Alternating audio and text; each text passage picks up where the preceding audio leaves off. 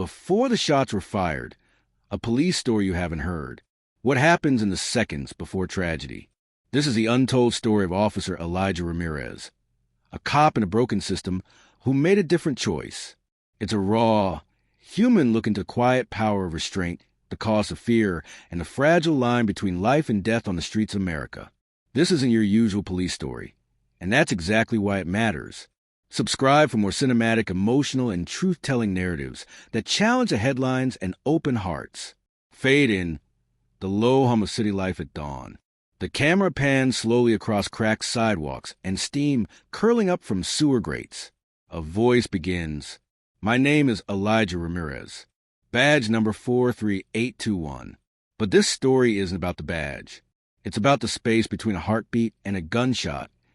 It's about the seconds that never make the evening news and the boy who never made it home. I've worn the uniform for 12 years in a precinct that doesn't get parades.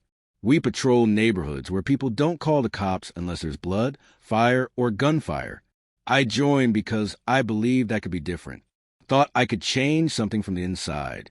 But systems don't shift for a man who tucks his empathy between layers of Kevlar. That morning, like any other, was humid and slow. My partner, Officer McKenna, was cracking a joke about the Mets when the call came in. Suspicious male, possibly armed. Black hoodie. 17th and Ashland. My stomach dropped. Not because of the call. Because I knew the block. I knew the boy. His name was Tyrell Jacobs. He was 17. I knew his mother from community meetings. I knew he played trumpet in the church choir. I also knew he'd been stopped 3 times in the past month for matching a description. McKenna flicked on the lights and sirens. We were 2 blocks away. Could be nothing, I muttered.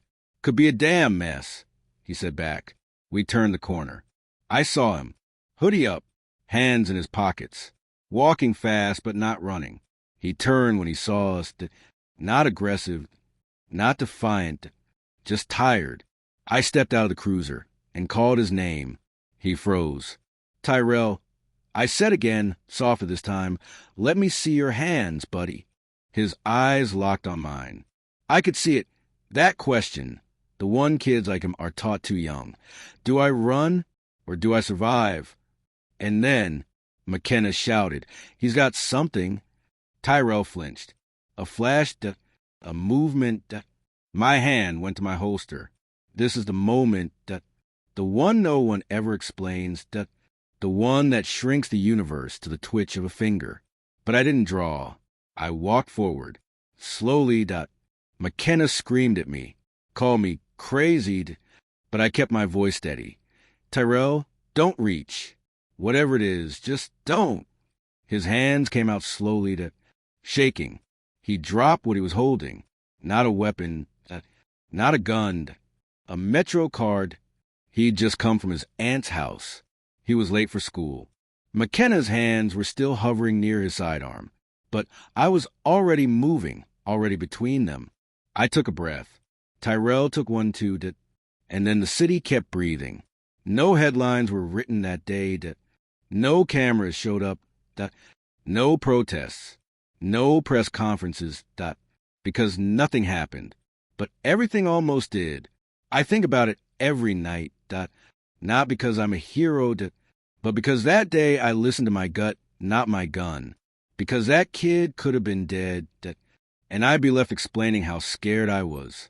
We don't talk enough about the split-second choices that don't end in blood, the moments where restraint is harder than reaction, the power we hold, and the trauma we pass on when we misuse it. This badge has weight, but it's not meant to be worn on your ego. It's meant to protect, not to provoke. So if you ask me what really happened that day, I'll tell you this. Before the shots were fired, a life was saved. Because someone decided not to shoot. And maybe that's the story we should be telling more often. Not every story about police and young black men ends in tragedy. But too many almost do. This is a reminder that restraint is an act of courage. That accountability isn't just about punishment.